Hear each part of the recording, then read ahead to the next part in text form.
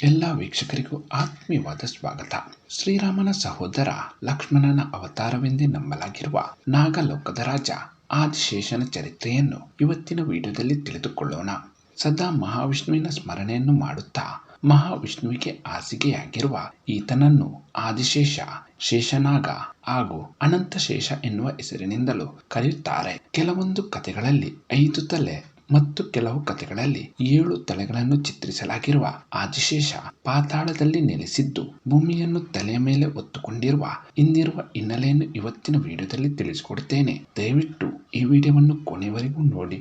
ಪುರಾಣ ಕಥೆಗಳ ಪ್ರಕಾರ ಕಶ್ಯಪ ಮುನಿ ಹಾಗೂ ಕದ್ರುವಿನ 1,000 ಮಕ್ಕಳಲ್ಲಿ ಹಿರಿಯ ಮಗನಾಗಿ ಆದಿಶೇಷ ಜನ್ಮ ಪಡೆಯುತ್ತಾನೆ. ಒಂದು ದಿನ ವಿನತೆ ಹಾಗೂ ಕದ್ರು ಇಂದ್ರನ ಪಟ್ಟದ ಕುದುರೆಯ ಬಗ್ಗೆ ಚರ್ಚೆ ಮಾಡುತ್ತಾರೆ. ಆ ಕುದುರೆ ಸಂಪೂರ್ಣ ಬಿಳಿ ಬಣ್ಣದ್ದೆಂದು ವಿನತೆ ಹೇಳಿದರೆ ಅದರ ಬಾಲ ಮಾತ್ರ ಕಪ್ಪು ಬಣ್ಣದ್ದೆಂದು ಕದ್ರು ವಾದಿಸುತ್ತಾಳೆ.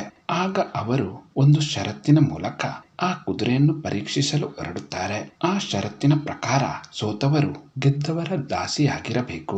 ಆಗ ಕದ್ರು ತನ್ನ ಮಕ್ಕಳಾದ ಸರ್ಪಗಳನ್ನು ಕರೆದು ಅದರ ಬಾಲದಲ್ಲಿ ಸುತ್ತಿಕೊಂಡು ಅದರ ಬಾಲ ಕಪ್ಪಾಗಿ ಗೋಚರಿಸುವಂತೆ ಮಾಡಬೇಕೆಂದು ಹೇಳುತ್ತಾಳೆ. ಆ ರೀತಿಯಾಗಿ ಕದ್ರು ಮೋಸದಿಂದ ಗೆದ್ದು ವಿನತೆಯನ್ನು ದಾಸಿಯನ್ನಾಗಿ ಮಾಡಿಕೊಳ್ಳುತ್ತಾಳೆ. ಆದರೆ ಆದಿಶೇಷ ತನ್ನ ತಾಯಿಯ ಮೋಸದಾಟಕ್ಕೆ ಒಪ್ಪಿಗೆ ಸೂಚಿಸುವುದಿಲ್ಲ.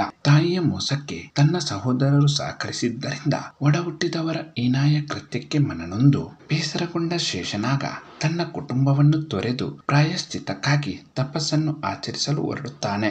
ಆಗ ಬ್ರಹ್ಮದೇವನು ಶೇಷನಾಗನ ಎದುರು ಕಾಣಿಸಿಕೊಂಡು ಭೂಮಿಯನ್ನು ಸರಿಯಾದ ರೀತಿಯಲ್ಲಿ ನಿಲ್ಲಿಸಲು ಸಹಕರಿಸುವಂತೆ ಕೇಳಿಕೊಳ್ಳುತ್ತಾನೆ. ಸಂತೋಷದಿಂದಲೇ ಒಪ್ಪಿಗೆ ಸೂಚಿಸಿದ ಶೇಷನಾಗನು ಭೂಮಿಯನ್ನು ತನ್ನ ಶಿರದ ಮೇಲೆ ಇರಿಸಿ ಭೂಮಿಯನ್ನು ಸರಿಯಾಗಿ ನಿಲ್ಲುವಂತೆ ಮಾಡುತ್ತಾನೆ.